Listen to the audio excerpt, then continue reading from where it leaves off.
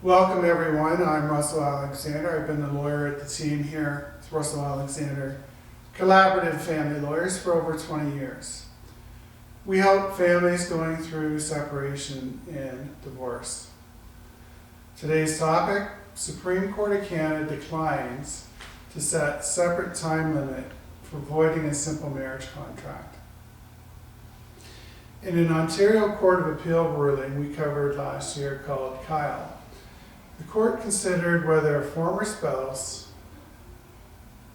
could have a marriage contract set aside even though the standard 2-year deadline under the provincial limitation period legislation had already expired.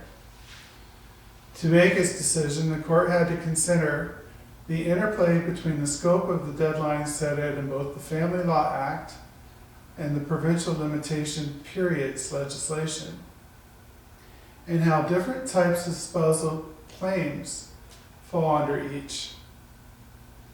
Ultimately, the Court of Appeal ruled that the husband's claims for equalization of the couple's net family property were subject to a 6-year limitation period, whereas his claim against the wife for spousal support had no time limit.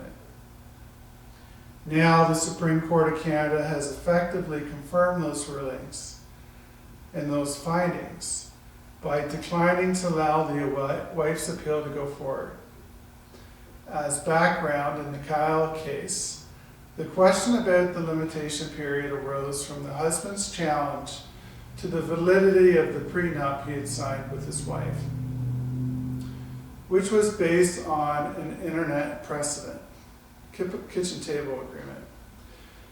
Among the contentious issues was whether that contract completely blocked all the husband's claims against her, and whether the husband was out of time asking to have a prenup rescinded in its entirety, since the 2-year statutory deadline for doing so had now lapsed. If you're enjoying this video and find it helpful, give us a thumbs up or leave a comment below. In its 2020 decision, the appeal court had ruled that the 2-year limitation period in question, namely the one found in the Ontario Limitations Act 2002, simply did not apply to this type of proceeding and outcomes that the husband sought. Instead, the court found parts of the husband's claims against the wife were governed by Section 56 sub 4 of the Family Law Act, which allows a court to declare all or part of a marriage contract null and void in certain circumstances. His claim for spousal support fell under the Family Law Act and was not subject to any deadline at all. His claim for equalization was governed by the 6-year period stipulated in the Family Law Act. Some of the other claims the husband was making, which involved no request consequential relief, were simply not subject to any of the time limits at all under the Limitations Act of 2002.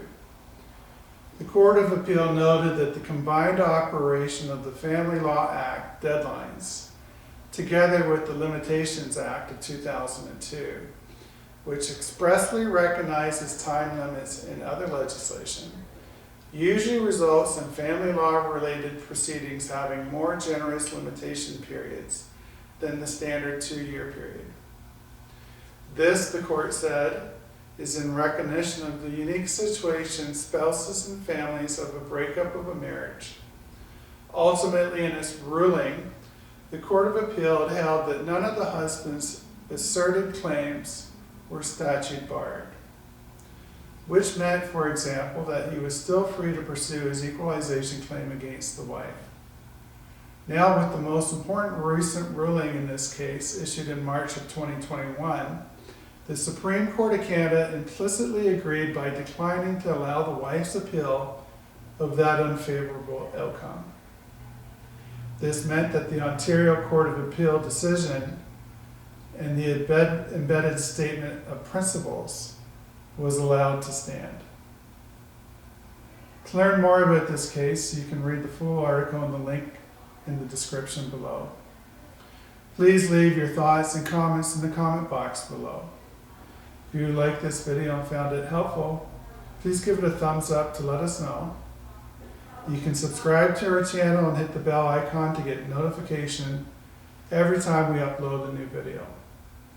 Thank you for watching.